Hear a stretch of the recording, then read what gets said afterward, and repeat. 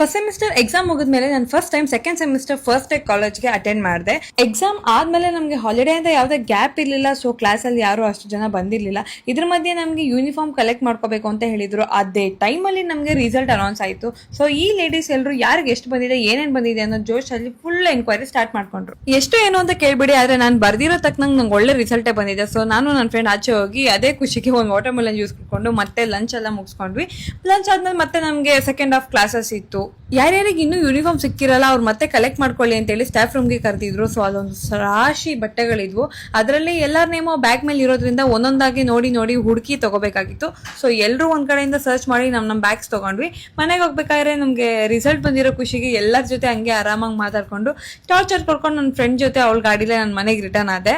ಮನೆಗೆ ಬಂದಿದ ತಕ್ಷಣ ನಾನು ಫಸ್ಟು ಎಣ್ಣೆ ಹಚ್ಕೊಂಡೆ ತಲೆಗೆ. ಯಾಕಂದ್ರೆ ನಾನು ಎಣ್ಣೆ ಹಚ್ಕೊಂಡು ಸ್ವಲ್ಪ ಹೊತ್ತಾದ್ಮೇಲೆ ತಲೆಗೆ ಸ್ನಾನ ಮಾಡ್ತೀನಿ. ನಾನು ನೈಟೇ ಸ್ನಾನ ಮಾಡ್ತೀನಿ, ಯಾಕಂದ್ರೆ ನೆಕ್ಸ್ಟ್ ಡೇ ಬೆಳಗ್ಗೆ ಸ್ನಾನ ಮಾಡಿದ್ರೆ ಕೂದಲು ಒಣಗಲ್ಲ ಅಂತೇಳಿ. ಎಡಿಟ್ ಕೆಲಸ ಎಲ್ಲ ಮುಗಿಸಿ ನಮ್ಮಮ್ಮ ಯಾವುದೋ ಖುಷಿಗೆ ಚಿಕನ್ ಮಾಡಿದ್ರು. ಊಟ ಮುಗಿಸಿ ಮತ್ತೆ ಫ್ರೆಶ್ ಅಪ್ ಆಗಿ ನಾನು ಸ್ಕಿನ್ ಕೇರ್ ಎಲ್ಲ ಮುಗಿಸ್ಕೊಂಡೆ.